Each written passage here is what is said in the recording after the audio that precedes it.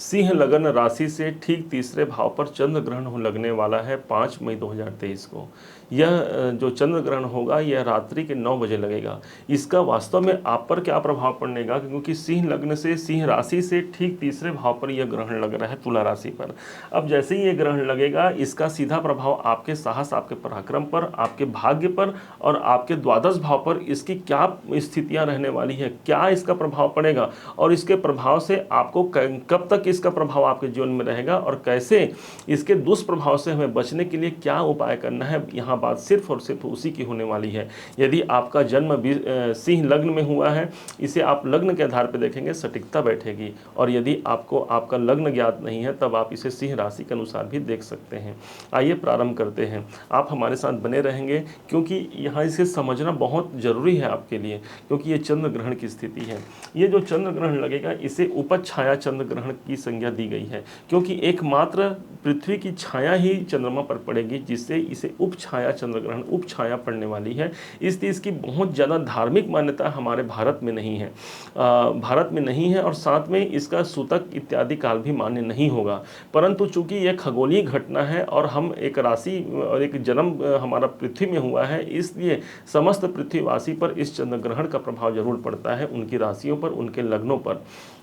अब ये जो चंद्र ग्रहण लगने जा रहा है ये वास्तव में देखा जाए तो ये उत्तरी एशिया के क्षेत्रों में इसे ज़्यादा इसका प्रभाव रहेगा। ऑस्ट्रेलिया और न्यूजीलैंड में इसका प्रभाव सबसे ज़्यादा देखने को मिलेगा, वहाँ इसके ज़्यादा कुप्रभाव देखने को मिलेंगे और वहाँ इसकी धार्मिक मान्यताएं भी होंगी।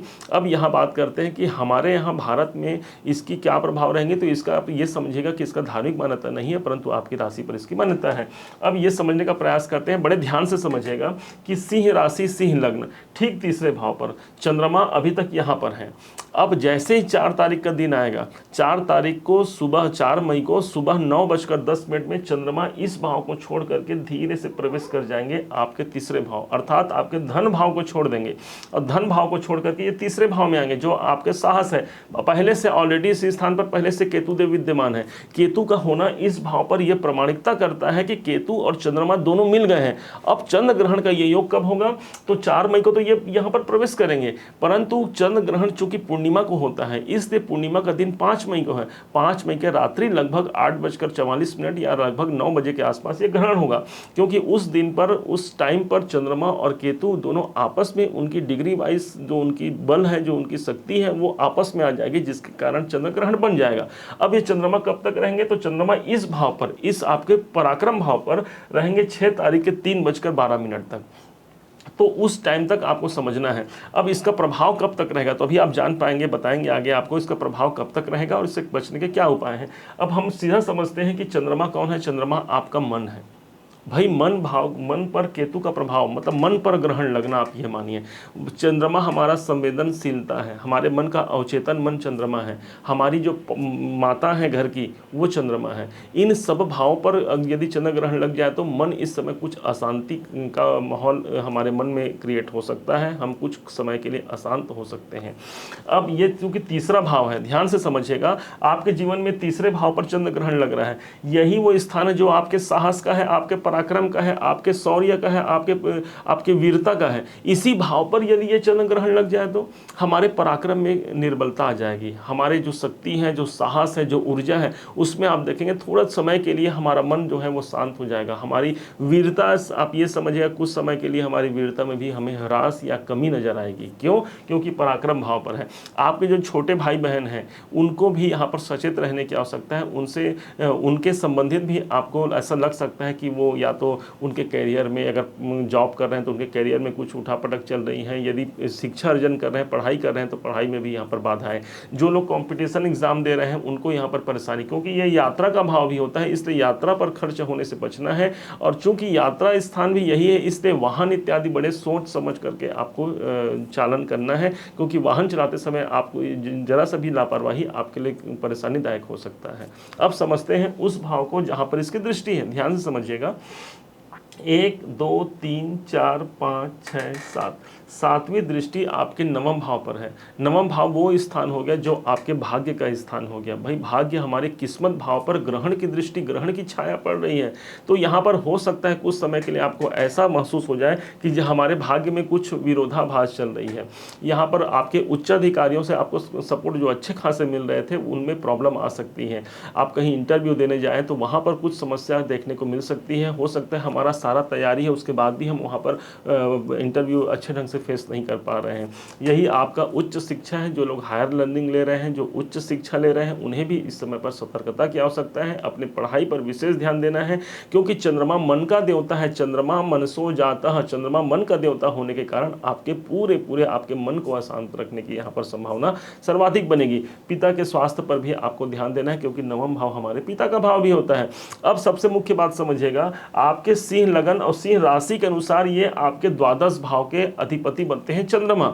चंद्रमा का घर माना गया है 4 नंबर कर्क राशि, मेष वृष मिथुन कर्क। तो कर्क के स्वामी चंद्रमा का ही पराक्रम भाव पर ग्रहण लगना, तो मतलब यहाँ पर द्वादश भाव के नेगेटिव रिजल्ट मिलेंगे। तो भाई द्वादश भाव के नेगेटिव रिजल्ट मिले, अच्छा है, हम तो मानते हैं।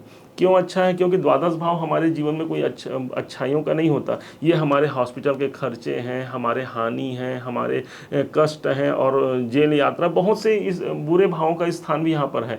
तो इन स्थानों के स्वामी का यदि ग्रहण लग जाए तो वो वहाँ पर उस भाव से हमें पीड़ा कम मिलती है। परंतु विशेष ध्यान देने की बात यही है, क्योंकि यही आपके निवेश का भाव भी है।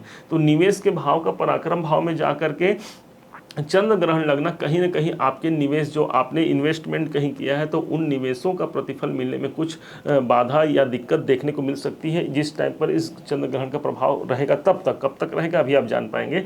तो यहाँ पर द्वादश भाव को आपको समझना है। अब सबसे मुख्य बात ये होता है भाई, चंद्र ग्रहण हमारे साहस भाव पर है। नींद की समस्या भी यहाँ पर आपको आ सकती है। क्यों? क्योंकि द्वादश भाव हमारे शयन कक्ष है, हमारी नींद है। तो बोलते हैं ना कि कुछ समय के लिए हमारा नींद जो है चला गया है। रात को सोते समय हो सकता है कि हमारी नींद अच्छे से ना आए, हम ख्वाब देखें और जगते जगते ज़्यादा ख्वाब देखें मोबाइल में, या किसी इंटरनेट के माध्यम से हम रात ज़्यादा जागरण करें। हो सकता है, ऐसा सब संभव है। परंतु अब एक ऐसे उपाय पर हम केंद्रित करते हैं। हाँ, उपाय से जाने से पहले आपको बता दें इसका प्रभाव कब तक होने वाला है। तो इसके 2 प्रभाव हो सकते हैं। पहला, इसका प्रभाव रहेगा 5 मई से 12 मई तक। 5 मई के रात्रि से लेकर के 12 मई तक। अब कब कैसे रहेगा, क्यों रहेगा भाई? क्योंकि 12 मई तक आप देखेंगे जो जो चंद्रमा जो है वो कृष्ण पक्ष में घटती हुई चंद्रमा की कलाएं घटती हुई नजर आती हैं। तो इसलिए जैसे ही कृष्ण पक्ष पूर्णिमा के दिन तो पूरे स्वभाव में होता है चंद्रमा, अर्थात उस दिन का तो पूरा इफेक्ट पड़ेगा ही। जैसे ही कृष्ण पक्ष आएगा, घटती हुई चंद्रमा के कारण आपको दिखेगा वहाँ पर आपके ये चंद्रमा का प्रभाव कम होना प्रारंभ हो गया।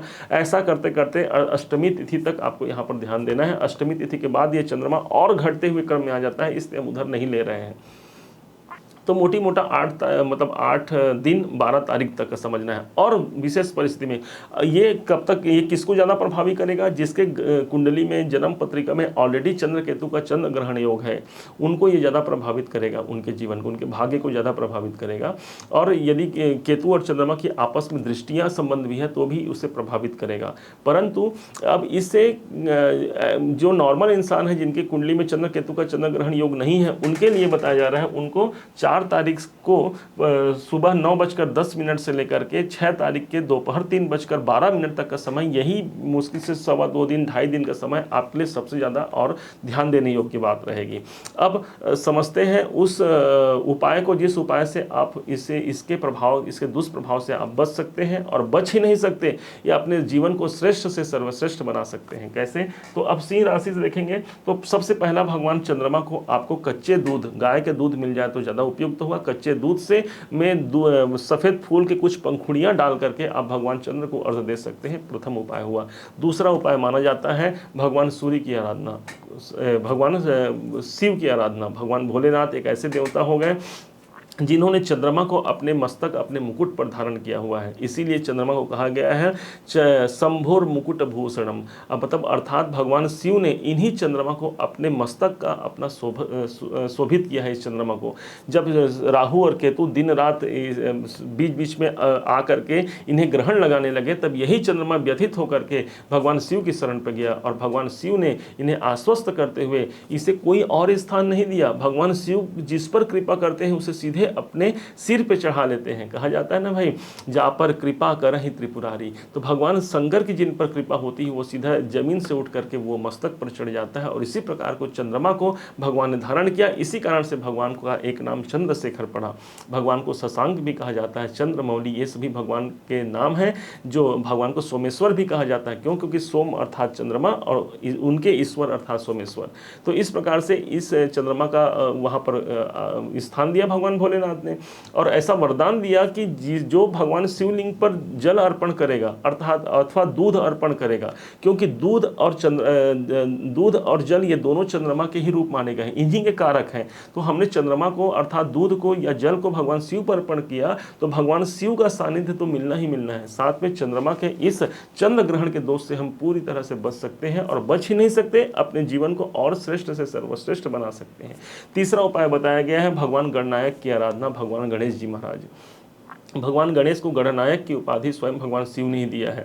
माना जाता है कि राहु शांति के लिए माँ जगदम्बा की आराधना सर्वोपरि है, और केतु की शांति के लिए भगवान श्री गणेश जो विघ्नहरण मंगलकरण है। तो ऐसे श्री गणेश की आराधना करके भी, उनके बीज मंत्रों ओम गंग गणपते नमः का जाप पूजन करके भी आप इस चंद्र ग्रहण के दोष से बच ही नहीं सकते, उससे आप मुक्त ही नहीं हो सकते, बल्कि ज़्यादा से ज़्यादा अपने जीवन को भाग्यवान और पराक्रमवान और साथ में अपने संपत्तिवान आप बन सकते हैं। स्वास्थ्य पर भी आपकी विजय प्राप्त होगी। विशेष तौर पर आपको यही समझना है कि ये चंद्र ग्रहण बहुत ज़्यादा आपके ऊपर ज़्यादा निगेटिव इफेक्ट नहीं डालेगा यदि आप भगवान की शरण में हैं। अब ये समझते हैं कि यदि आपने इसे समझ पाया होगा, मेरे इस समझाने के प्रयास को यदि आपने सार्थक माना है, आपने समझ पाया है, तो मेरे इस प्रयास पर आप एक लाइक और कमेंट जरूर कीजिएगा। आपके एक लाइक और कमेंट के बदले हमें एक बहुत मोटिवेशन मिलता है, ताकि हम भविष्य में और अच्छे ऐसे ही ज्ञानवर्धक वीडियो आपके समक्ष लाते रहें। आपने अभी तक हमारे चैनल को सब्सक्राइब नहीं किया तो सब्सक्राइब भी जरूर कीजिएगा। पुनः एक बार फिर आप सभी का दिवस मंगलमय हो, इन्हीं शुभकामनाओं के साथ। ओम नमः शिवाय।